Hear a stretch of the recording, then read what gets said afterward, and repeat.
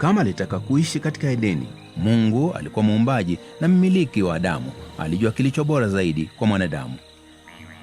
Makao ya Adamu ya bustani yalijaa vitu vya kufurahisha visivyo na ukomo, vya kuona, kusikia, kunusa, kugusa na kuonja.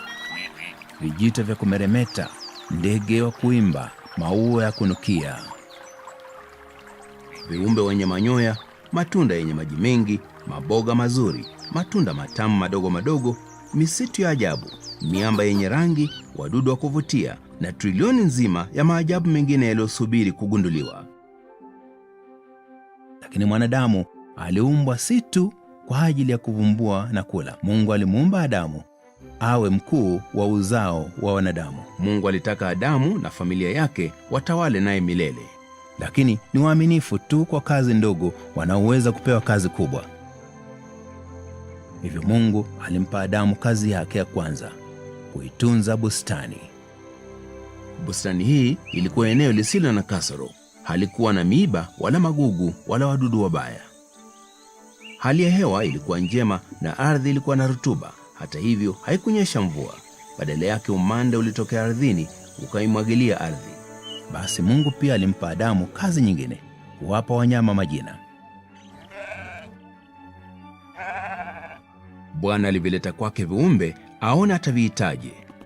Lifikirie tukio hilo: jozi ya wanyama na manyoya yao shingoni na miguu yenye nguvu wakija na mwendo wao.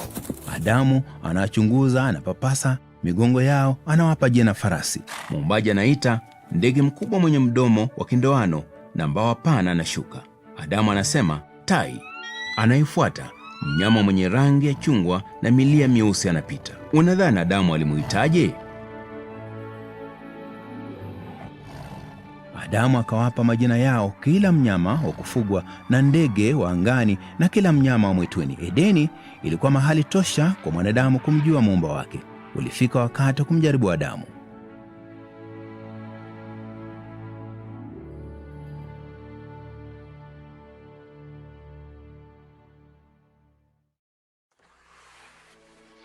Tangu mwanzo, Mungu na mwanadamu walikuwa marafiki, lakini urafiki huo ulihitaji kujaribiwa.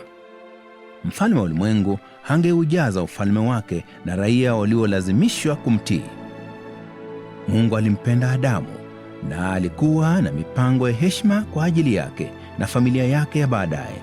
Kwa kuwa Mungu alitaka watu na si vikaragosi, alimpa Adamu amri moja aitii.